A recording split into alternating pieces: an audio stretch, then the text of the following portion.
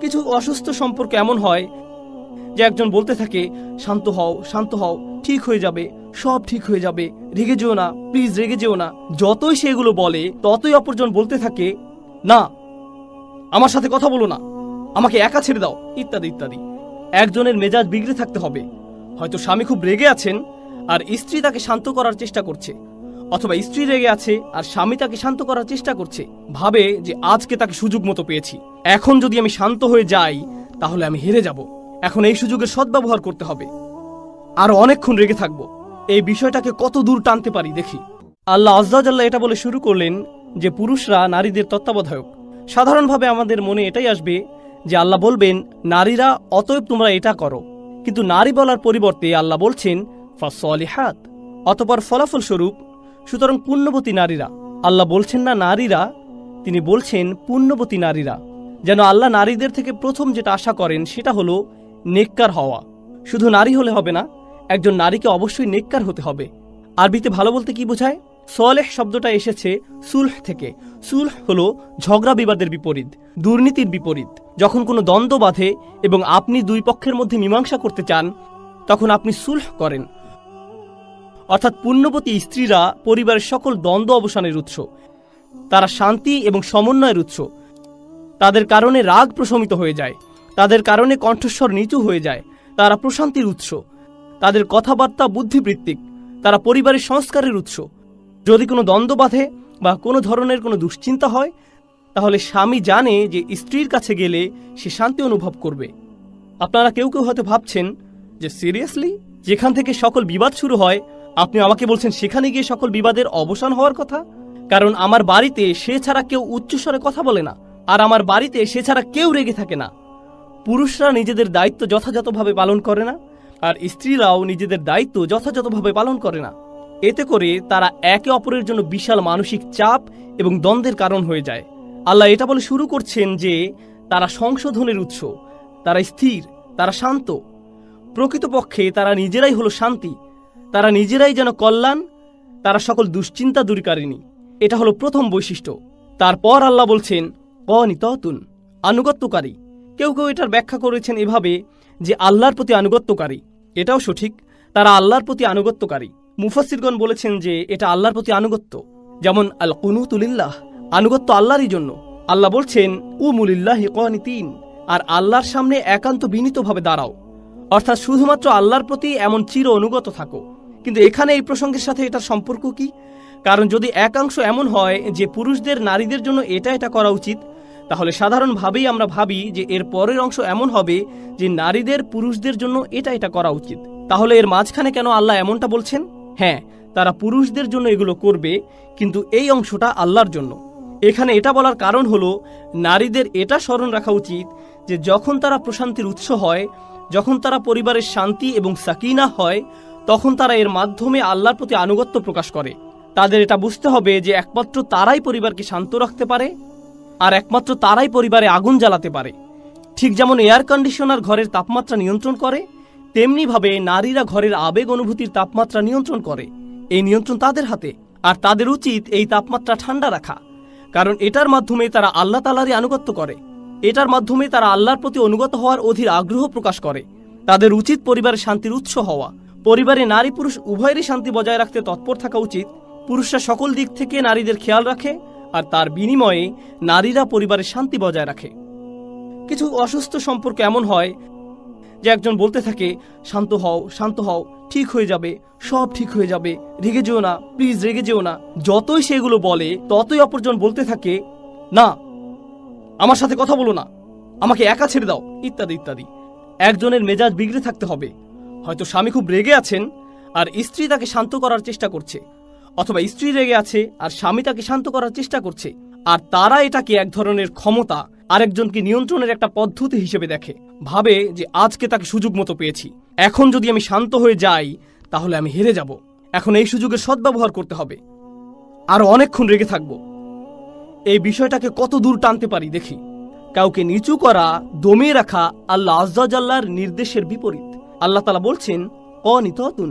তারপর তিনি নারীদের জন্য আরেকটি দায়িত্ব যোগ করেছেন। তিনি বলেছেন হাফিজাতুল লিল গায়ব, তারা লোকচক্ষুর অন্তরালে হেফাজতকারিনী। এটার অর্থ কি? এটার অর্থ হলো যখন স্বামী বাইরে কাজে থাকেন তখন স্ত্রী এমন কোনো কাজ করবে না যা তার স্বামী পছন্দ করেন না। সে এমন কারোর সাথে কথা বলবে না যার সাথে কথা বলা তার স্বামী পছন্দ করেন না। তার এমন কোনো বান্ধবী নেই যাদের সাথে বন্ধুত্ব করা তার স্বামী পছন্দ করেন না।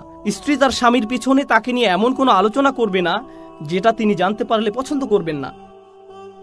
স্বামী স্ত্রীর মধ্যকার গোপন কথা স্ত্রী তার মা, বোন বা অন্য কাউকে বলবে না, কারণ গোপন কথা তার সুরক্ষিত রাখা উচিত। অন্যদের সাথে স্বামী স্ত্রীর মধ্যকার গোপনীয়তা রক্ষা করে চলা উচিত। তবে স্ত্রী যদি নির্যাতনের শিকার হন, স্বামী যদি স্ত্রীকে মারধর করে, গালি দেয়, স্ত্রীর সাথে আবোল তাবোল কিছু করে, তখন স্ত্রীর উচিত হবে এমন কারো শরণাপন্ন হওয়া যে তাকে সাহায্য করতে পারবে। স্ত্রী যখন ভাবেন যে আমার কারোর সাথে কথা বলা লাগবে, আর তিনি স্বামীকে তীব্র ভৎসনা করতে থাকেন, অথবা স্ত্রী এমন বিষয়ে অন্যদেরকে বলেন যা স্বামী তাকে গোপন রাখতে বলেছিল, অথবা স্ত্রীর এমন সংযোগ, বন্ধু বান্ধব, সহযোগী বা সঙ্গী আছে যা স্বামী পছন্দ করেন না, কিংবা স্ত্রী এমন এমন জায়গায় যাচ্ছে যেসব জায়গাতে যাওয়া স্বামী কখনোই পছন্দ করবে না। স্ত্রী এমন জায়গায় যাচ্ছে স্বামী যদি তাকে সেখানে দেখে তাহলে খুবই দুঃখিত হবে এবং খুবই কষ্ট পাবে। তারপরেও স্ত্রী সেসব জায়গায় যাচ্ছে এবং ভাবছে যে স্বামী তো আর জানতে পারছে না, তাই সমস্যা নেই। আল্লাহ বলছেন হাফিজাতুল লিল গায়ব, তাদেরকে লোকচক্ষুর অন্তরালে হেফাজতকারিনী হতে হবে। এর একটা অর্থ হলো স্ত্রী সে সকল বিষয় হেফাজত করবে যা স্বামীর কাছে অপ্রত্যক্ষ। বিমা হাফিজাল্লাহ, আল্লাহ যা হেফাজতযোগ্য করে দিয়েছেন।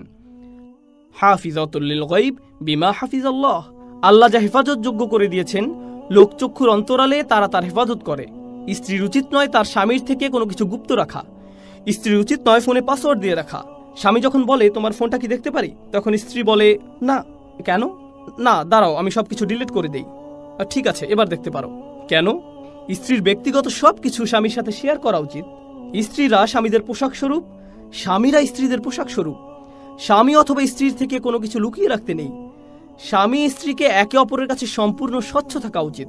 রাসূলুল্লাহ সাল্লাল্লাহু আলাইহি সাল্লাম তার স্ত্রীদের সাথে গোপন বিষয় নিয়ে আলোচনা করতেন। وإذ أسر النبي إلى بعض أزواجه حديثا, যখন নবী তার এক স্ত্রীকে গোপনে একটি কথা বলছিলেন সাল্লাল্লাহু আলাইহি সাল্লাম, রাসূলুল্লাহ সাল্লাল্লাহু আলাইহি সাল্লাম তার অতীব গোপনীয় এবং কঠিন সময়ে তার স্ত্রীদের কাছে গিয়েছিলেন। যদি স্বামী স্ত্রী একে অপরের পোশাক স্বরূপ না হতে পারে তাহলে তারা আল্লাহর আদেশ অমান্য করছে। যখন কেউ একটা পোশাক পরে থাকে তখন তার পোশাক আর তার মধ্যে কোনো ব্যবধান থাকে না।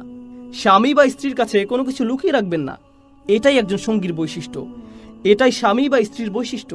যখন আপনি এমনটা করতে পারবেন না, আর যখন শুধু স্ত্রীর কাছে সীমাবদ্ধ থাকার মতো বিষয়গুলো এবং শুধু স্বামীর কাছে সীমাবদ্ধ থাকার মতো বিষয়গুলো অন্যদিকে চলে যায়, তখন এটা নারীদের করণীয় বিষয়সমূহের লঙ্ঘন হিসেবে বিবেচিত হয়। ফাসসালিহাতু ক্বানিতাতুন হাফিজাতুল লিল গায়ব বিমা হাফিজাল্লাহ, তাদের অনুসরণ করো যারা তোমাদের কাছে কোনো বিনিময় প্রত্যাশা করে না। এটাই সরল অনুবাদ। অনুসরণ করো যে তোমাদের কাছে কোনো বিনিময় চায় না। ওয়াহুম মুহতাদুন, আর তারা সরল পথে অঙ্গীকারবদ্ধ। মুসলিমরা কোরআনের যে ধারণাগুলোকে ভুল বুঝেছে এটি তারই। কোরআন বলেছে যে তারা কোনো বিনিময় প্রত্যাশা করেনি। ভাই, আপনার প্রোগ্রামের জন্য কেন ফি নির্ধারণ করেছেন?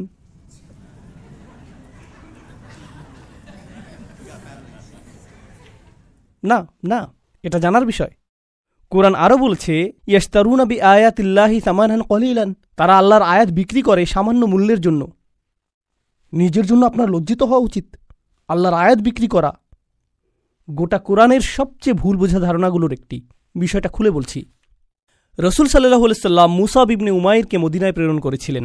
জানেন আপনারা, মুসাব ইবনে উমাইর ছিলেন অত্যন্ত প্রতিভাবান তরুণ, যাকে মদিনায় প্রেরণ করা হয়েছিল কোরআন শিক্ষা দেওয়ার জন্য। তিনি ছিলেন অত্যন্ত ধনী পরিবারের সন্তান, কিন্তু তার পরিবার তাকে ত্যায্য করেছিল। এরপর তার পরিধানের বস্ত্রও ছিল না। বদরের যুদ্ধে তিনি শহীদ হলেন। কাফনের কাপড় দিয়ে যখন তার পা আবৃত করা হলো, মাথা উন্মুক্ত হয়ে গেল। আবার যখন মাথা আবৃত করার চেষ্টা করা হলো, পা উন্মুক্ত হয়ে গেল। রসুল সাল্লাল্লাহু আলাইহি সাল্লাম তাকে মদিনায় প্রেরণ করলেন কি শিক্ষা দেওয়ার জন্য? কোরআন। সকালের নাস্তার জন্য তিনি কি খাবেন? সূরা বাকারা। দুপুরে কি খাবেন? রাতে কি খাবেন? রাসূল সাল্লাল্লাহু আলাইহি সাল্লাম তার জন্য বেতনের ব্যবস্থা করেছিলেন, যাতে তিনি তার কাজ করতে পারেন। কোরআন শিক্ষাদানের জন্য তাকে অর্থ প্রদান করা হয়েছিল। তারা আল্লাহর আয়াতকে বিক্রি করে, এই কথার অর্থ কি জানেন? এর মানে কি? এর মানে হলো আয়াতগুলোর নির্দিষ্ট অর্থ রয়েছে, কিন্তু মানুষ তা শুনতে চায় না। তো আপনি অর্থ পরিবর্তন করে দিলেন, আর মানুষ যা শুনতে চায় আপনি তাই বললেন, যার ফলে তারা আপনার প্রতি রাগান্বিত হবে না। আপনি মানুষকে এমন জবাব প্রদান করেন যা শুনে তারা ভালো বোধ করবে। আর তারা যা শুনতে ভালোবোধ করবে না সেগুলো আপনি এড়িয়ে গেলেন। এভাবেই তারা আপনাকে পছন্দ করতে থাকে আর আপনি নিজের জনপ্রিয়তা ধরে রাখেন। এটাই সামান্য মূল্যে আয়াত বিক্রি করা। সামান্য মূল্য বলতে এখানে মানুষের সন্তুষ্টিকে বোঝানো হচ্ছে, বুঝতে পারছেন? এখানে আয়াতটি হলো তার অনুসরণ করো যে তোমাদের কাছে কোনো বিনিময় চায় না। এমন কাউকে অনুসরণ করো যে তোমার কাছে কোনো বিনিময় চায় না। আসুন এটা বুঝি। এটা সকল নবীদের একটা মূলনীতি। প্রত্যেক নবী এমন জাতির মাঝে এসেছেন যেখানে গুরুতর কোনো সমস্যা ছিল। আর যখন একটি জাতির গুরুতর কোনো সমস্যা থাকে, মূলত একটি জাতির ভারসাম্যপূর্ণ থাকা চাই।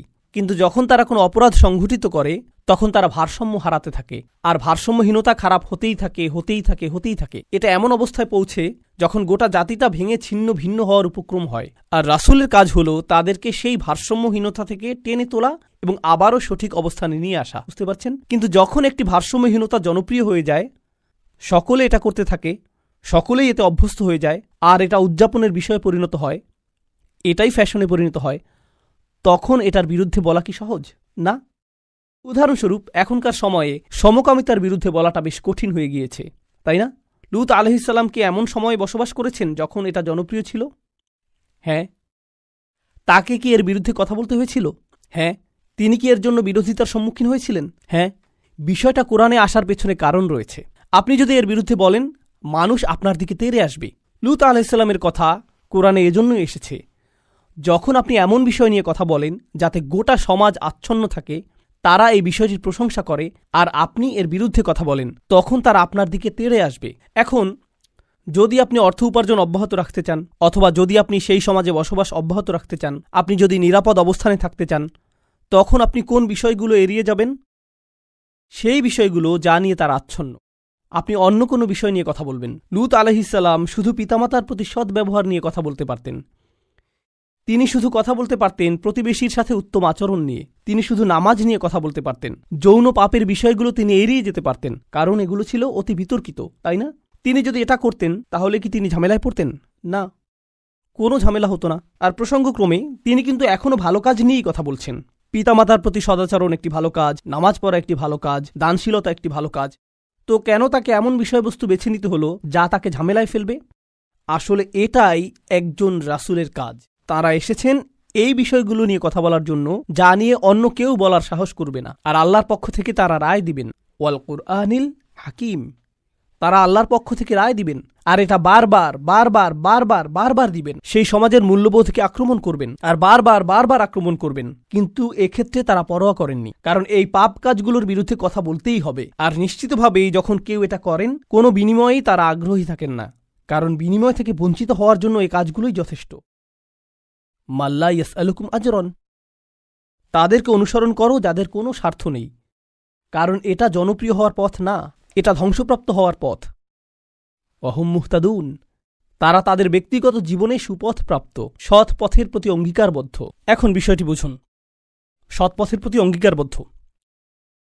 রাসূলগণ ছিলেন বক্তা, কিন্তু বক্তা আর কারা আছেন?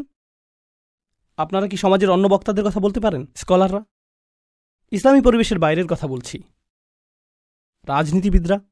রাজনীতিবিদরা হলেন বক্তা, তাই না? ঠিক আছে। তো রাসূলগণ আপনাকে রীতিনীতি নিয়ে বলেন, সমাজ পরিবর্তন নিয়ে বলেন, তাই না? রাজনীতিবিদরাও কি কখনো কখনো সমাজ পরিবর্তন নিয়ে কথা বলেন? অবশ্যই। কিন্তু যখন রাজনীতিবিদরা সমাজ পরিবর্তনের কথা বলে, আমরা দেশের উন্নতি করতে চাই, আমরা জাতির উন্নতি করতে চাই, আমরা এটাকে শক্তিশালী করতে চাই, ইত্যাদি ইত্যাদি ইত্যাদি, তারপর আপনি যখন তাদের ব্যক্তিগত জীবন পর্যবেক্ষণ করেন, আপনি কি পান? আপনি পান দুর্নীতি। তো তাদের কথাগুলো অনেক উঁচু মানের, কিন্তু তাদের চরিত্র অনেক নিচু। আর প্রসঙ্গক্রমে আপনি দেখেন যে তারা উঁচু মানের জিনিসগুলো নিয়ে কথা বলে এজন্য যে তারা ক্ষমতা চায়, তারা মন্ত্রী হতে চায়, তারা বিনিময় চায়, তারা কোনো কিছুর প্রতি লালায়িত। যখন নবীরা কথা বলেন, তারা কি চান? তারা শুধু চান ন্যায় বিচার, তারা শুধু চান সত্য, আপনার কাছ থেকে কোনো বিনিময় চান না। আর উপরন্তু আপনি যদি নবীদের ব্যক্তিগত জীবনের দিকে লক্ষ্য করেন, তারা সর্বদাই সঠিক পথের প্রতি অঙ্গীকারবদ্ধ ছিলেন। ওয়াহুম মুহতাদুন। তো বাণীটি নিখুঁত এবং বাণীবাহকও নির্ভেজাল। এই ধারণাটি কি আগেও শেখানো হয়েছিল? হ্যাঁ। ইন্নাকা লামিনাল মুরসালিন আলা সিরাতিম মুস্তাকিম। আরেকবার পুনরালোচনা। কোরআন এরকমটাই করে, আয়াতগুলো পরস্পর সম্পর্কযুক্ত। এখন পরের আয়াতে অমালি, অর্থাৎ আমার কি সমস্যা হয়েছে, সেই মানুষটি এখনও কথা বলছেন, সেই রজুল, সেই আদর্শ ব্যক্তি। আল্লাহর ইচ্ছায় যার নাম আমরা কোনো একদিন জান্নাতে জানতে পারব। তিনি বলেছেন, আমার কি সমস্যা হয়েছে? লা আবুদুল্লাযী ফাতারানি, আমি কি সেই সত্তার উপাসনা করব না যিনি অস্তিত্বহীন অবস্থা থেকে আমাকে গড়েছেন? ওয়া ইলাইহি তুরজাউন, আর তোমাদের সকলকে তারই কাছে ফিরিয়ে নেওয়া হবে। এখন মালি, In Arabic we say وما لي لا أفعل التي شأنها أن يوردها المتكلم في رد على من أنكر عليه فعلا. ইবনে আশুর এটা উল্লেখ করেছেন যে যখন কেউ বলে আমার কি সমস্যা হয়েছে যে আমি এটা অথবা সেটা অথবা অন্য কিছু করব, এর অর্থ হলো কেউ তাকে বলেছে যে এই তোমার কি সমস্যা হয়েছে, তুমি কেন ধর্ম ত্যাগ করেছো, আর সে তার দিকে ফিরে এর জবাব দিচ্ছে। তো প্রকৃতপক্ষে উক্তিটি যদিও লিপিবদ্ধ হয়নি, কিন্তু তার বক্তব্যের ধরন দেখে আমরা বুঝতে পারছি এই তোমার কি সমস্যা হয়েছে, কেন তুমি এই মিথ্যা ধর্মের পক্ষে কথা বলছো। আর তিনি তার দিকে ফিরে বলছেন, আমার এমন কি হয়েছে যে আমি তার উপাসনা করব না যিনি আমাকে সৃষ্টি করেছেন, আর তোমাদের সকলকেও তার কাছে ফিরিয়ে নেওয়া হবে। এটা উপলব্ধি করো যে তোমাদেরকেও ফিরিয়ে নেওয়া হবে। বাক্যটি শুরু হয়েছে আমার কি সমস্যা হয়েছে এটা দিয়ে, শুরু হয়েছে তাকে দিয়ে, আর বাক্যটি শেষ হয়েছে তোমাদের সকলকে তার কাছে ফিরিয়ে নেওয়া হবে। তো তিনি কাকে দিয়ে শুরু করেছেন? নিজেকে দিয়ে। আপনি যদি মানুষের সাথে একাত্ম হয়ে গিয়ে এই বাণী তাদের কাছে প্রচার করতে চান, আপনাকে নিজের সম্পর্কে অনেক কিছু স্বীকার করতে হবে। মানুষকে আপনার এটা বলার সক্ষমতা থাকতে হবে যে তোমরা সমস্যার সম্মুখীন হবে। আমি যদি কাউকে পরামর্শ দিই ভ্রমণ সম্পর্কে, আপনি এই এয়ারলাইন্সে না গিয়ে অমুক এয়ারলাইন্সে যান। আমি যদি এমনটা বলে শুরু করি যে ভাই আমি এই এয়ারলাইন্সে গিয়েছিলাম, তারা এত বেশি দেরি করেছিল, তারা আমার লাগেজ হারিয়ে ফেলেছিল, অমুক এয়ারলাইন্সে যান, এটা কি পরামর্শটিকে বেশি আবেদনময় করে তুলছে? কারণ আপনি নিজের কথা প্রথমে বলেছেন, আর যেহেতু আপনি কোনো একটি অভিজ্ঞতার শিকার হয়েছেন, এখন আপনি ঐকান্তিকভাবে তার কল্যাণের জন্য তার কাছে আসছেন। কিন্তু যদি আপনি তার কাছে গিয়ে বলেন হে তুমি এই এয়ারলাইন্সে যাচ্ছ, তুমি একটা স্টুপিড, এটা কি এমন ব্যবহার যার ফলে মানুষ রাজি হবে? না, বরং এটা অপমানজনক। তিনি নিজের সম্পর্কে বলছেন, কারণ তিনি চান না যে তারা তাকে ঘৃণা করুক। তিনি ঘৃণার উদ্রেককারী কোনো কথা বলতে চান না, তিনি একপাশে কোনো কথা বলতে চান না, তিনি শুধু তার নিজের সম্পর্কে কথা বলতে চান। দেখো আমার দিক থেকে এটা হবে বড় ধরনের অপরাধ, দেখো আমার দিক থেকে এটা হবে বড় ধরনের অপরাধ যদি আমি তাকে উপেক্ষা করি যিনি আমাকে সৃষ্টি করেছেন। তোমরা সকলেও তার কাছে ফিরে যাচ্ছ। এটা কথা বলার খুবই ভালোবাসাপূর্ণ উপায়, যেটা তিনি ইতিমধ্যে শুরু করেছেন ইয়া কওমি বলার মাধ্যমে। এজন্যই তিনি তার জাতির প্রতি ভালোবাসার টানে ছুটে এসেছিলেন। তো তিনি বললেন ওমা লিয়া লা আবুদুল্লাযী ফাতারানি ওয়া ইলাইহি তুরজাউন আত্তাখিযু মিন দুনিহি আলিহা, আমার কি তাকে ছাড়া অন্য কাউকে উপাস্য মানা উচিত? ইউরিদনির রহমানু বিদুররিন, যদি আর রহমান বা অবিশ্বাস্য রকম দয়ালু সত্তা সিদ্ধান্ত নেন যে কোনো ক্ষতি নেমে আসবে, লা তুগনি আন্নি শাফাআতুহুম শাইআ, অন্য সকল মিথ্যা উপাস্য মিলে আমাকে মুক্ত করতে সক্ষম হবে না। তাদের সকলের মিনতি, তাদের সকলের মধ্যস্থতা, তাদের এই অনুরোধ যে হে আল্লাহ তাকে ছেড়ে দিন, সে আমার উপাসনা করত, এগুলোর কোনোটাই কাজে আসবে না। লা ইউনকিযুন, তারা আমাকে রক্ষা করতে পারবে না। যদি আল্লাহ আমার প্রতি অসন্তুষ্ট হন, এই সব প্রতিমা আমাকে পরিত্রাণ দিতে পারবে না, এই সব পৌরাণিক উপাস্যগুলো আমাকে রক্ষা করতে পারবে না। কেন আমি অন্য কারো কাছে যাব? জানেন তিনি এখানে কি করছেন? তিনি তাদের ধর্মের সমালোচনা করেছেন, তাই না? কারণ তারা অন্য উপাস্যে বিশ্বাস করে। কিন্তু এভাবে না বলে যে তোমাদের কি সমস্যা, কেন তোমরা এই সকল উপাস্যে বিশ্বাস করছো, তারা তোমাদের রক্ষা করতে পারবে না, এর পরিবর্তে তিনি বললেন কিভাবে আমি এই সকল উপাস্যে বিশ্বাস করতে পারি? তারা আমাকে সাহায্য করতে পারবে না। কাকে? আমাকে। আমি শুধু আমার নিজেকে নিয়ে চিন্তিত। আত্তাখিযু মিন দুনিহি আলিহা ইন ইউরিদনির রহমান, যদি আর রহমান আমার উপর কোনো ক্ষতি নামানোর সিদ্ধান্ত নেন। প্রথমত তিনি আমি সর্বনামটি ব্যবহার করেছেন, কারণ এখন তিনি তাদের মূর্তিগুলো নিয়ে কথা বলবেন। আপনি অন্য মানুষের ধর্ম নিয়ে কথা বলতে পারেন যতক্ষণ এটা আপনার সাথে প্রাসঙ্গিক হয়। কেন এটা আপনার কাছে যুক্তিসঙ্গত মনে হয় না? তাদের সম্পর্কে না, বরং আপনার সম্পর্কে। এই জিনিসটা আমার কাছে যুক্তিসঙ্গত মনে হয় না, এই জিনিসটা আমার সাথে যায় না, এটা আমি আমার নিজের জন্য সঙ্গতিপূর্ণ মনে করি না। কেন আপনি এভাবে কথা বলবেন? কারণ আপনি এটাকে আত্ম অহংকারের প্রতিযোগিতায় পরিণত করতে চান না। এখানে দ্বিতীয় বিষয়টি হল আর রহমান, যদি আর রহমান অকল্যাণ দেওয়ার সিদ্ধান্ত নেন, তারা আমাকে রক্ষা করতে পারবে না। দাঁড়ান, আর রহমান শব্দটির অর্থ কি? যিনি অকল্যাণ দেন। এর অর্থ কি? আর রহমান অর্থ যিনি দয়ালু, যিনি যত্ন করেন, যিনি ভালোবাসা প্রদর্শন করেন। তো কেন তিনি বলছেন যে আর রহমান যদি কোনো অকল্যাণ করতে চান? আর রহমান শব্দটি এবং ক্ষতি শব্দটি একে অপরের সাথে যায় না, তাই না? তারা একসাথে যায় না। জানেন তিনি তাদেরকে কি বলেছেন? তোমরা আর রহমানকে নিয়ে এর আগে উপহাস করেছ। তোমরা বলেছ মা আনজালার রহমান মিন শাই, আর রহমান কোনো কিছু প্রেরণ করেননি। তারা ইতিমধ্যেই এই নামটি ব্যবহার করেছে। তার নাম অবিশ্বাস্য রকম ক্ষমাশীল এবং অত্যাধিক ক্ষমাশীল, কিন্তু এর অর্থ এই নয় যে তার অকল্যাণ সাধন করার ক্ষমতা নেই। আপনি তার নাম থেকে সুযোগ নিতে পারবেন না। আর ভাবতে পারবেন না যে কোনো কিছুই হবে না। আরে ভাই, আল্লাহ মহান, কোনো সমস্যা হবে না। কিছু মানুষ আল্লাহর সাথে আপোষ মীমাংসা করতে চায়। আমি আল্লাহর জন্য এত কিছু করি, আমি যদি সামান্য কয়েকটি বিষয় কখনোই না করি, এতে কোনোই সমস্যা নেই। আল্লাহর এটা বোঝা উচিত। আসলেই তার বোঝা উচিত। এমনভাবে কথা বলছেন যে তিনি এটা বুঝেন না। আপনি কি আল্লাহ সম্পর্কে এভাবে কথা বলার অবস্থানে রয়েছেন? হ্যাঁ, কারণ তিনি আর রহমান। ওকে, তাহলে দেখা যাবে এজন্যই আপনি কোরআনের সবচেয়ে কঠোর আয়াতগুলোর মধ্যে আর রহমান শব্দটি পাবেন, যাতে আপনি এই বিষয়টি বুঝে নিতে পারেন যে অবিশ্বাস্য রকম ক্ষমাশীল হওয়ার গুণটি তাকে ন্যায় বিচার থেকে বিরত রাখবে না এবং তার কর্তৃত্বকেও খর্ব করে না। আর প্রসঙ্গক্রমে এই আয়াতে তিনি আসলেই আর রহমান। কেন জানেন? কারণ আল্লাহর একজন বান্দা, প্রত্যেক মানুষই আল্লাহর বান্দা, সে স্বীকার করুক আর নাই করুক। যখন আল্লাহর একজন বান্দা পাপের উৎসে পরিণত হয়, তখন সে হয় এই পৃথিবীতে ক্যান্সারের মতো, যে পাপ কাজ ছড়াতে থাকে। আর তখন আল্লাহ অন্য সকল সৃষ্টির প্রতি রহমা প্রদর্শন করেন তাকে সরিয়ে ফেলার মাধ্যমে। এটাও আর রহমান নামের অন্তর্ভুক্ত। কখনো তার দয়া প্রদর্শিত হয় অন্য সকল সৃষ্টির প্রতি, যখন তিনি তাদেরকে রক্ষা করেন আপনার কাছ থেকে। ইন ইউরিদনির রহমান বিদুররিন লা তুগনি আন্নি শাফাআতুহুম শাইআ। সুবহানাল্লাহ। এখন আমরা তার বক্তব্যের প্রায় শেষে রয়েছি। ইন্নী ইযাল্লা ফি যালালিম মুবিন। যদি এমনটাই হয়, যদি আমি আল্লাহ ছাড়া অন্য কারো উপাসনা করি, যদি আমি অন্য উপাস্য গ্রহণ করি, তাহলে আমি সুস্পষ্ট বিভ্রান্তিতে পড়ে যাব। আমি সম্পূর্ণরূপে বিভ্রান্ত হয়ে যাব। তিনি বিভ্রান্ত নন। তিনি বলছেন তোমরা সবাই বিভ্রান্ত, কিন্তু তিনি তাদেরকে আঘাত করতে চাইছেন না।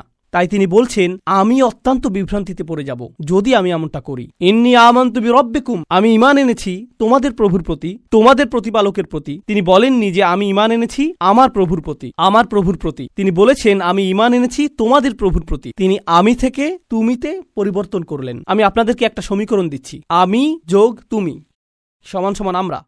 আমি যোগ তুমি সমান কি? আমরা। তো তিনি শুরু করেছেন আমি দিয়ে, তিনি যাচ্ছেন তুমিতে, কারণ তিনি এর দ্বারা কি বোঝাচ্ছেন? আমরা পৃথক নই।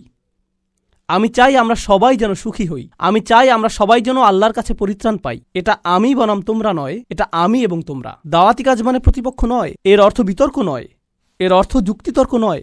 আমরা এটাকে এগুলোতে পরিণত করেছি। আমি একটি দাওয়াতি প্রোগ্রাম করতে চাই যেখানে আমি খ্রিস্টানদের সাথে বিতর্ক করব। আপনার কোথাও ভুল হচ্ছে। এটা এভাবে কাজ করে না।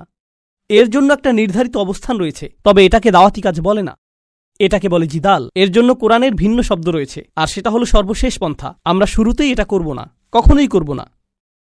তো এখন তিনি বলছেন ইন্নী আমানতু বিরব্বিকুম। আমি তোমাদের সকলের প্রভুর প্রতি ঈমান এনেছি, তোমাদের সকলের প্রভুর প্রতি ঈমান এনেছি। ফাসমাউন। আমার কথা শোনো, আমার কথা শোনো। তিনজন রাসূল কথা বলেছেন, আর তিনি বলছেন আমার কথা শোনো। আমি যা বলছি তা শুধু শোনো। কখনো কখনো আমি শিক্ষক হিসাবে এই বিষয়টা খেয়াল করি। আমি আরবি শেখাই অথবা চেষ্টা করি। ধরুন ছাত্ররা সামনে বসে শিখছে, আর তখন একজন সহকারী আসলো, শিক্ষকের সহকারী একজন আসলো, আর ছাত্রদের কাঁধে হাত রেখে বলল মনোযোগ দিয়ে পড়ো। আমি কিন্তু মনোযোগ দিতে বলিনি। একজন সহকারী এসে বলল মনোযোগ দিয়ে পড়ো। এর কি কোনো প্রভাব রয়েছে? হ্যাঁ। এর কি ভিন্ন ধরনের প্রভাব রয়েছে? হ্যাঁ।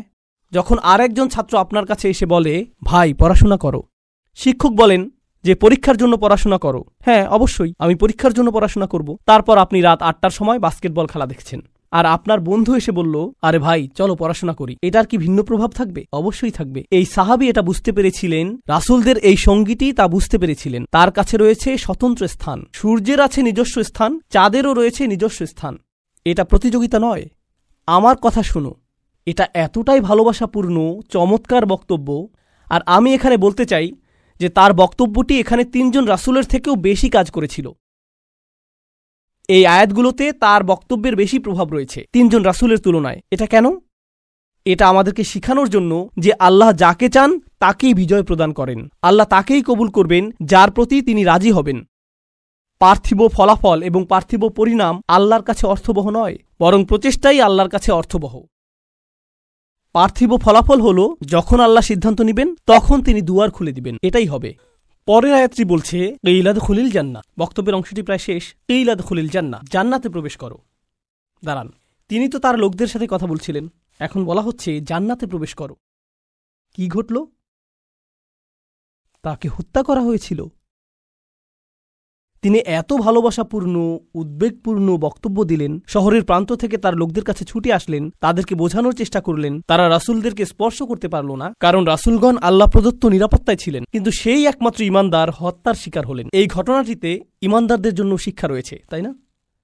এখন সামান্য কয়েকজন ঈমানদার যারা রাসূল সাল্লাল্লাহু আলাইহি সাল্লামের উপর ঈমান এনেছিলেন, তাদেরকে মানসিকভাবে প্রস্তুত করা হলো, এর জন্য তোমরাও হত্যার শিকার হতে পারো। ইয়াসির, সুমাইয়া, বিলালও মৃতপ্রায় হয়ে গিয়েছিলেন রাদিয়াল্লাহু আনহুম।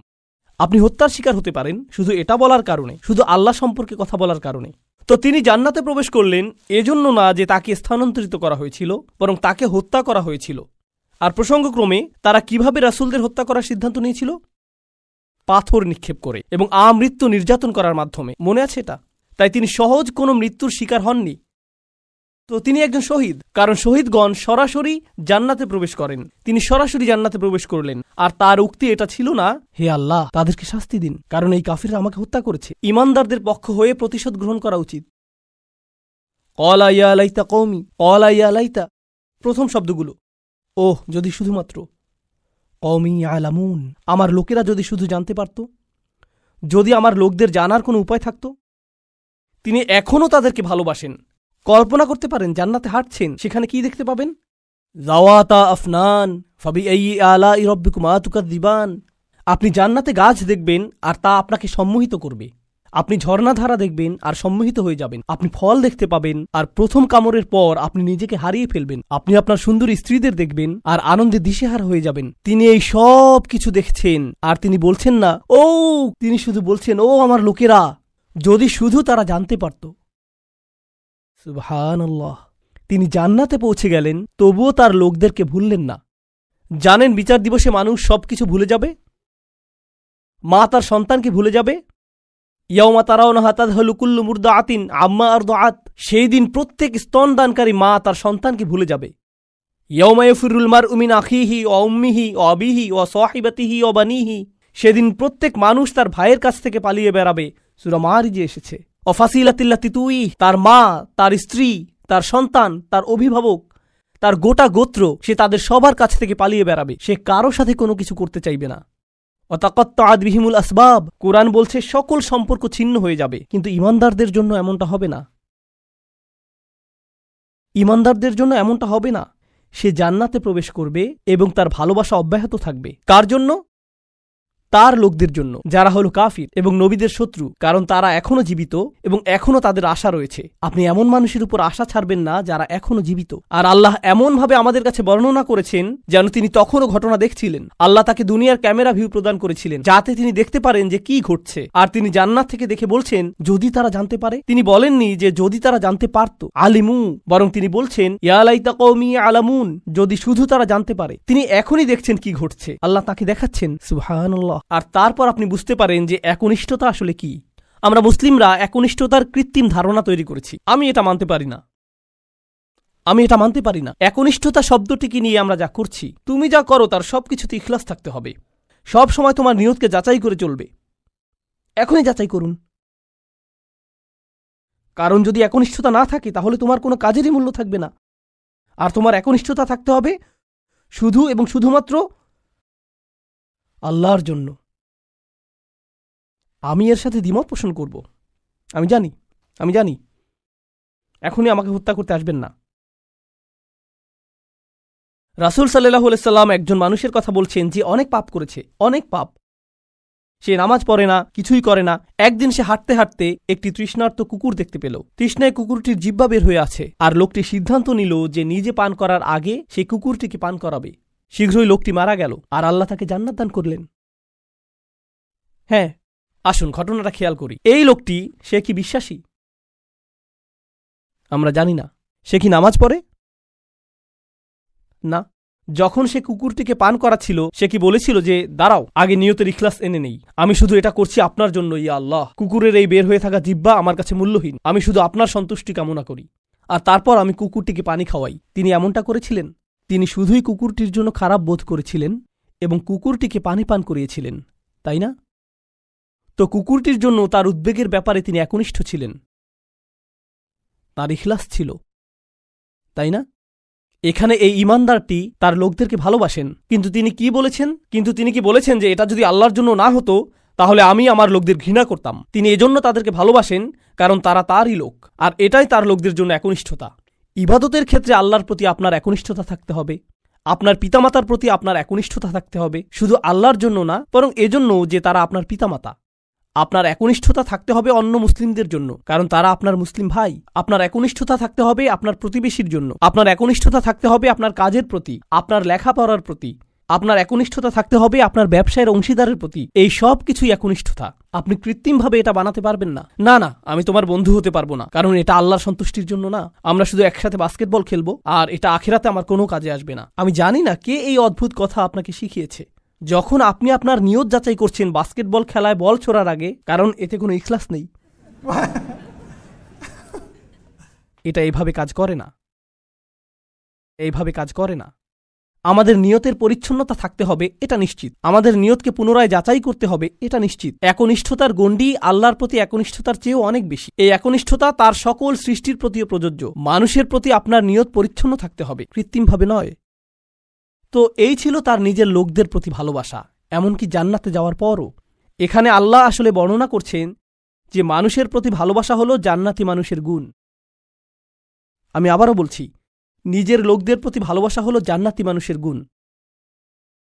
তো যখন আপনি এমন মুসলিম দেখেন যারা সব সময় মানুষের প্রতি রাগান্বিত, তারা সব সময় অন্য মুসলিমদের প্রতি রাগান্বিত, তারা নিজেদের পরিবারের প্রতি রাগান্বিত, তারা সবচেয়ে বেশি রাগান্বিত অমুসলিমদের প্রতি, তারা রাগান্বিত, এটা জান্নাতি মানুষের গুণ না। ইয়া লাইতা কওমি ইয়ালামুন।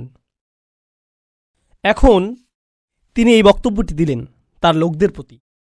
আমরা এমনকি তার নামও জানি না, আর তার কথাগুলো কিয়ামত পর্যন্ত পাঠ করা হবে। এখন আপনার এবং আমার কথোপকথনগুলোর কথা ভাবুন।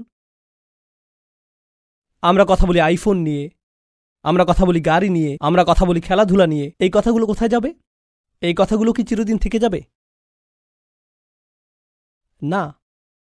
এগুলো কি পৃথিবীতে কোনো কল্যাণ নিয়ে আসবে? না। জানেন এই সম্পর্কে ভাবতে গিয়ে আমি কি উপলব্ধি করছি? আল্লাহর কাছে কথা হলো অমূল্য রত্ন। লোকটি কোনো নবী নন, তবুও তার কথা কোরআনে সংরক্ষিত হয়ে আছে। আল্লাহ কি অন্য জিনিসে সংরক্ষিত রাখেন? অকুল্লা শাইইন আহসাইনাহু ফি ইমামিম মুবিন। আল্লাহ বলছেন যে আমি সবকিছুই সংরক্ষণ করে রাখি। তিনি সবকিছুই সংরক্ষণ করে রাখেন। তো কোন জিনিসটি আপনি সংরক্ষণ করে রাখতে চান? ভালো কিছু? কোনো একনিষ্ঠ পরামর্শ? আপনাকে কি ব্যাপক জ্ঞানের অধিকারী হতে হবে ভালো কিছু বলার আগে? এই মানুষটির কি ভালো কথা বলার আগে অনেক ডিগ্রির প্রয়োজন হয়েছিল? বিষয়টি জটিল নয়, শুধু ভালো মানুষ হন। লক্ষ্য করুন কেমন চমৎকারভাবে কোরআন সন্নিবেশিত। যখন তিনি জান্নাতে গেলেন আর তিনি বললেন যদি আমার লোকেরা জানতে পারে, পরের আয়াতে তিনি বলছেন বিমা গফরলি রব্বি ওয়া জাআলানি মিনাল মুকরামিন, সেই ক্ষমা যা আমার প্রভু আমাকে প্রদান করেছেন আর আমাকে তাদের অন্তর্ভুক্ত করেছেন যাদেরকে সম্মানিত করা হয়েছে। তিনি জান্নাতের দুটি জিনিসের কথা বলছেন, ক্ষমা এবং সম্মান। সূরার শুরুতে এসেছে ফাবাশশিরহু বিমাগফিরাতিন ওয়া আজরিন কারীম। সূরার শুরুতে আল্লাহ বলছেন কোন এক স্থানের সেই একাকী ঈমানদারদেরকে অভিনন্দন প্রদান করো যে সে পাবে ক্ষমা এবং সম্মানসূচক প্রতিদান। মনে আছে সেটা? ক্ষমা এবং সম্মানসূচক প্রতিদান। এখন সূরার মাঝখানে এই মানুষটি জান্নাতে পৌঁছে গেলেন এবং বললেন ইয়া আল্লাহ, আপনি আমাকে ক্ষমা প্রদান করেছেন এবং সম্মানিতদের অন্তর্ভুক্ত করেছেন। পুনরালোচনা, নিখুঁত পুনরালোচনা, এটাকে বলা হয় কুরআনের ইহকাম ওয়াল কুরআনিল হাকিম। এই আয়াতগুলো নিয়ে শেষে একটি বিষয় আমি আসলেই ভালোবাসি, তা হলো যখন তিনি তার লোকদের সাথে কথা বলছিলেন তিনি বললেন ইন্নী আমানতু বিরব্বিকুম, আমি ঈমান এনেছি তোমাদের প্রভুর প্রতি, আমি ঈমান এনেছি তোমাদের প্রভুর প্রতি। কিন্তু যখন তিনি জান্নাতে প্রবেশ করলেন তিনি বললেন বিমা গফরলি রব্বি, আমার প্রভু। একই মানুষের কথা। এখন তিনি বলছেন আমার প্রভু। যখন তিনি জান্নাত দেখলেন, যখন তিনি জান্নাতে প্রবেশ করলেন, যখন তিনি ক্ষমা লাভ করলেন, যখন তিনি আল্লাহ প্রদত্ত সম্মানের অধিকারী হলেন। প্রসঙ্গক্রমে কারো দ্বারা সম্মানিত হওয়ার অর্থ কি? কিভাবে আপনি কারো দ্বারা সম্মানিত হতে পারেন বলতে পারেন আমাকে? স্বীকৃতি পাওয়া। হ্যাঁ, কারো স্বীকৃতি পাওয়া। কেউ আপনাকে অভিবাদন জানালো, কেউ আপনার সাথে কর্মর্দন করতে আসলেন, এটা দ্বারা তিনি আপনাকে সম্মানিত করলেন, তাই না? আমি এখনই বলে দিচ্ছি, সামনের আয়াতগুলোতে এটা আসবে। সেখানে আল্লাহ বলছেন সালামুন কওলাম মির রব্বির রহিম, এই সূরাতেই। আরো পরে আল্লাহ বলছেন তিনি তোমাদেরকে বলবেন সালাম। তো শুরুতে তিনি বলছেন আমি তোমাদেরকে প্রদান করব সম্মানিত প্রতিদান, সম্মানিত প্রতিদান, সম্মানিত প্রতিদান। সেই সম্মানিত প্রতিদানটি কি? কতটা সম্মানিত এটা হতে পারে? আমি কি একটা মেডেল পাবো? কোনো সার্টিফিকেট দেওয়া হবে পরীক্ষায় পাশ করার পর যেমনটা দেয়া হয়? কি সার্টিফিকেট আপনি পাবেন? আপনি পাবেন সালাম। আল্লাহর পক্ষ থেকে, এটাই আপনি পাবেন। তো যখন তিনি তা পেলেন, তিনি ভুলে গেলেন যে এই প্রভু অন্য কারো প্রভু, তিনি শুধু তারই প্রভু। আমার প্রভু আমাকে ক্ষমা প্রদান করেছেন, আমার প্রভু আমাকে সম্মানিতদের অন্তর্ভুক্ত করেছেন, তিনি আমার প্রভু এবং শুধুই আমার প্রভু। সুবহানাল্লাহ! একজন ঈমানদারের কি চমৎকার চিত্র এটা। এখন এটা ঘটেছে জান্নাতে, কিন্তু মূল ঘটনাটা চলমান থাকার কথা কোথায়? এই পৃথিবীতে। কি ঘটেছিল এখানে? এখন আল্লাহ যা করবেন তা অত্যন্ত কঠোর। মনোযোগ দিয়ে শুনুন, কারণ এটা মুসলিমদের আরেকটা ভুল ধারণা। এ কারণে এই সূরাটি আমি বেছে নিয়েছি। যখনই আমি কোনো সূরা বেছে নেই, আমি উপলব্ধি করি যে আল্লাহ আমাদের সমসাময়িক এত সমস্যার জবাব দিয়েছেন, এটা অবিশ্বাস্য। যদি মুসলিমরা কোথাও আক্রমণ করে অথবা কোনো কিছু বিস্ফোরণে উড়িয়ে দেয় আর অন্য মুসলিমরাও এতে মারা যায়, তাহলে তারা তো জান্নাতেই প্রবেশ করবে, এতে কোনো সমস্যা নেই। আমি এই যুক্তি শুনেছি। এই পরিস্থিতির শিকার হয়ে যদি মুসলিমরা অথবা নিরীহ মানুষ মারা পড়ে, আল্লাহ তো জানেনই, তিনি তাদেরকে জান্নাতে পাঠিয়ে দিবেন। তাই এখানে কোনো ক্ষতি হয়নি, কারণ জান্নাত দুনিয়ার চেয়ে উত্তম। আমি জানি না যে আপনি এই ধরনের বিকারগ্রস্ত কথা শুনেছেন কিনা, কিন্তু আমি এটা অনেকবার শুনেছি। এখন আমি আপনাদেরকে এই বিষয়ে কিছু কথা বলবো। আল্লাহ কি এই মানুষটিকে জান্নাত প্রদান করেছেন? হ্যাঁ, কিন্তু আল্লাহ তাকে জান্নাত প্রদান করার অর্থ এটা না যে আল্লাহ সেই লোকদের প্রতি রাগান্বিত নন যারা তাকে হত্যা করেছিল। ঘটনাটির ধারাবাহিকতা পৃথিবীতে চলতে লাগলো। যখন তিনি জান্নাতে মনোরম সময় উপভোগ করছিলেন, আল্লাহ তার হত্যার প্রতিশোধ গ্রহণ করেছেন। অমা আনজালনা আলা কওমিহি মিন বাদিহি মিন জুনদিম মিনাস সামাই ওমা কুন্না মুনজিলিন। আমরা আকাশ থেকে কোনো সেনাবাহিনী প্রেরণ করব না এই লোকদের জন্য। এই নগণ্য কুরাইশরা, তারা মনে করেছে যে অনেক বড় কিছু হয়ে গিয়েছে। এই পৃথিবীতে তারা তুচ্ছ, গুরুত্বহীন। অর্থনীতিতে, রাজনীতিতে, জ্ঞানে, বিজ্ঞানে এই লোকদের ধ্বংস করার জন্য বিশেষ কোনো প্রস্তুতির প্রয়োজন নেই। আকাশ থেকে আমার কোনো সেনাবাহিনী প্রেরণের প্রয়োজন নেই। সেনাবাহিনীর কথা উল্লেখ করার কারণ হলো, যখন আপনি কুরাইশদেরকে সতর্কবাণী প্রদান করেন যে আমি তোমাদেরকে সতর্ক করছি, তারা বলবে কোন সেনাবাহিনী? আর যখন রসুলগণ তাদেরকে সতর্ক করলেন, তারা বলছে তোমাদের সাথে কোনো সেনাবাহিনী রয়েছে। এই হুমকি কোথা থেকে আসছে? শুধু তোমরা আর নগণ্য কিছু ঈমানদার? আর আল্লাহ বলছেন তাদেরকে ফেরেশতার সেনাবাহিনী প্রদর্শন করার আমার প্রয়োজন নেই। তারা বলবে, ওকে, যদি ফেরেশতা দিয়ে তৈরি সেনাবাহিনী থাকে তোমার কাছে, যারা তোমার কাছে ওহী নিয়ে আসে, যদি সেই ফেরেশতা গোটা আকাশ জুড়ে থাকে, ওয়ালাকাদ রাআহু বিল উফুকিল মুবিন, তিনি জিবরিল আলাইহিস সালামকে গোটা আকাশ জুড়ে থাকার অবস্থায় দেখেছেন, তাহলে কেন তুমি জিবরিলকে কিছু ক্ষমতা প্রদর্শন করতে বলছো না, যাতে আমাদেরকে ধ্বংস করে দিতে পারে? হ্যাঁ, আর আল্লাহ বলছেন আমি তোমাদেরকে এর জবাব দিয়ে সম্মানিত করব না। তোমাদের মতো নগণ্য জীবকে ধ্বংস করার জন্য আমার ফেরেশতার প্রয়োজন নেই, তোমরা তারও যোগ্য না। আল্লাহ কি আগের জাতিগুলোকে ধ্বংস করার জন্য ফেরেশতা পাঠিয়েছিলেন? হ্যাঁ, তিনি পাঠিয়েছিলেন। আল্লাহ বলছেন কুরাইশরা এমনকি এরও যোগ্য না। এ কাজে ফেরেশতাদের সময় নষ্ট করার মতো যোগ্য কুরাইশরা না যে আল্লাহ কাউকে ডেকে বলবেন, হেই যাও এদেরকে ধ্বংস করো। না না না, সময় নষ্ট করো না। ইন কানাত ইল্লা সাইহাতান ওয়াহিদাতান, এটা একটা বিকট বিস্ফোরক শব্দ ছাড়া আর কিছুই ছিল না। প্রচণ্ড একটা শব্দ। আপনারা জানেন বিস্ফোরণ আসলেই প্রকাণ্ড শব্দ তৈরি করে। এটা ছিল শুধু সেই রকম একটা বিস্ফোরক, শব্দ। ফাইদা হুম খামিদুন, আর তাদেরকে নিভিয়ে দেয়া হলো, তারা সম্পূর্ণরূপে নিভে গেল। সয়হা হলো তীব্র কোনো শব্দ। আর এই আয়াতটিতে চমৎকার সাহিত্যিক বৈপরীত্য ফুটে উঠেছে। কারণ যখন আপনি কোরআনের সুমধুর বাণী শুনতে অস্বীকৃতি জানান, আর যখন এই জাতিগুলো তাদের রাসূলদের চমৎকার কণ্ঠ শুনতে অস্বীকৃতি জানিয়েছিল, তখন একমাত্র যেই শব্দ তারা শোনার যোগ্য তা হলো বিস্ফোরণের শব্দ। আর তারপর আল্লাহ বলছেন ফাইদা হুম খামিদুন, এতে অসাধারণ একটা শব্দ। হুমুদ এবং হুমুদ দুইটি শব্দ রয়েছে আরবিতে। শীতকালে যখন রাতে আগুন জ্বালান আর এভাবে নিভান, এটাকে বলা হয় হুমুদ।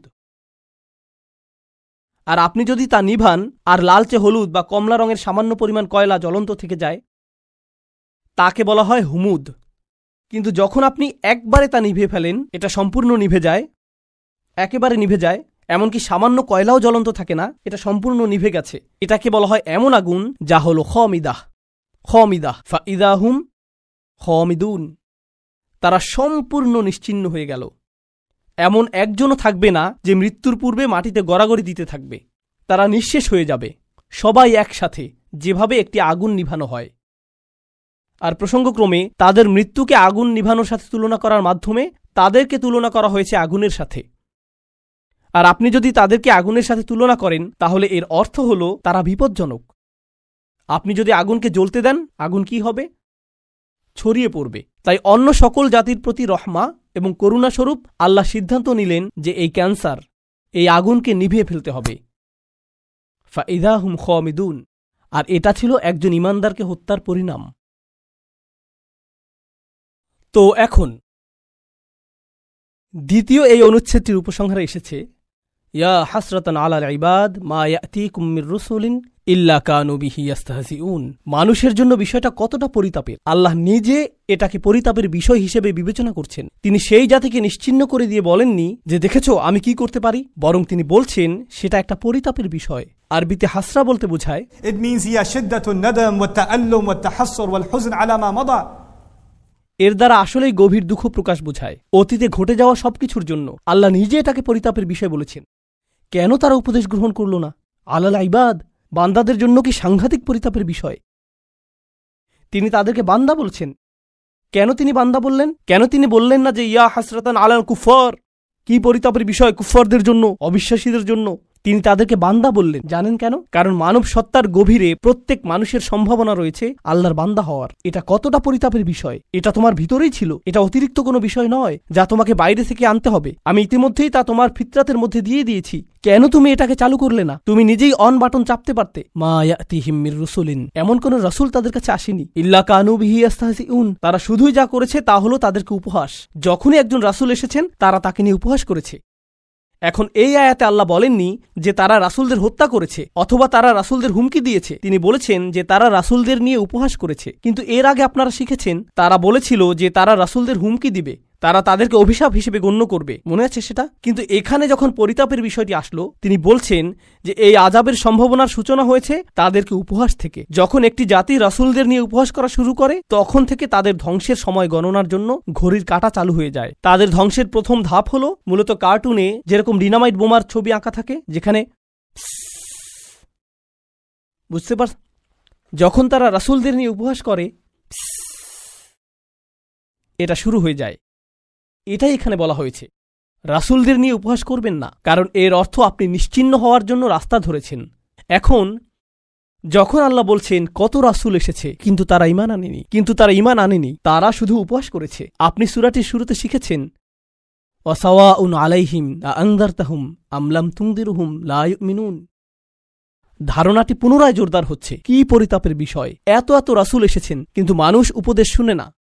আলাম ইয়ারাউ কাম আহলাকনা ক্বাবলাহুম মিনাল কুরুন, তারা কি দেখেনি তাদের পূর্বে কত শহর আমরা ধ্বংস করে দিয়েছি, কত জাতি ইতিমধ্যে ধ্বংসপ্রাপ্ত হয়েছে। তারা কি তা দেখে না? তিনি কাকে উদ্দেশ্য করে বলছেন? তিনি রাসূল সাল্লাল্লাহু আলাইহি ওয়াসাল্লামের সময়ের লোকদের উদ্দেশ্য করে বলছেন এবং বলছেন যে কেন তারা ইতিহাস পর্যবেক্ষণ করে না, কেন তারা দেখে না যে যা রয়েছে তাদের পেছনে। তারা কি দেখেনি? না, তারা দেখেনি, কারণ তাদের পেছনে একটি দেয়াল রয়েছে।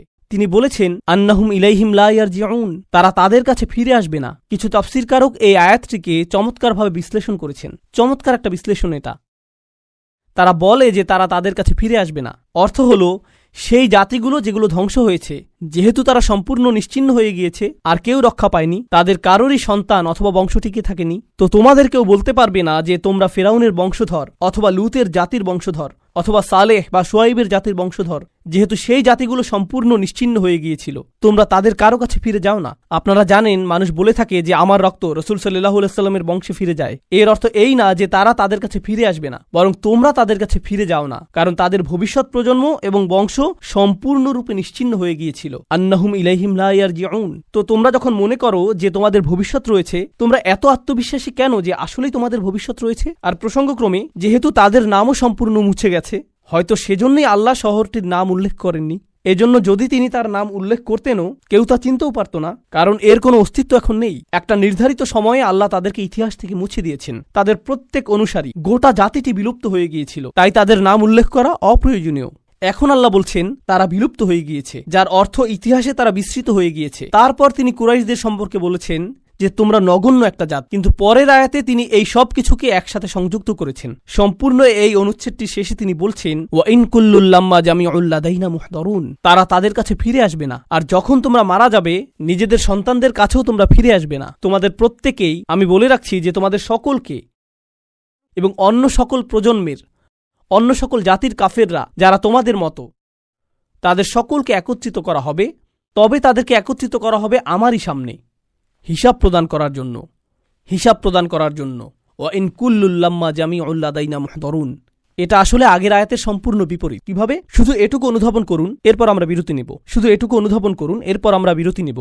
আগের আয়াতে আল্লাহ বলছেন যে তারা আর ফিরে আসবে না, একবার যখন চলে যাবে তারা চলেই যাবে। এই আয়াতে তিনি বলছেন আসলে তারা ফিরে আসবে না তোমাদের কাছে, কিন্তু তারা ফিরে আসবে আমার কাছে। আর যখন তারা আসবে, তারা এবং বিভিন্ন জাতি থেকে তোমাদের সকল দূরবর্তী আত্মীয়রা, কারণ তোমরা ফেরাউনের অনুসারীদের আত্মীয়, তোমরা লুতের জাতির লোকদেরও আত্মীয়, এবং প্রজন্ম থেকে আসা তোমরা সকল কাফেররা, আমি তোমাদের সকলকে একত্রিত করব, আর তারপর তোমাদের সকলকে আমার সামনে হাজির করা হবে। ওয়া ইন কুল্লুল লাম্মা জামিউল লাদাইনা মুহতারুন।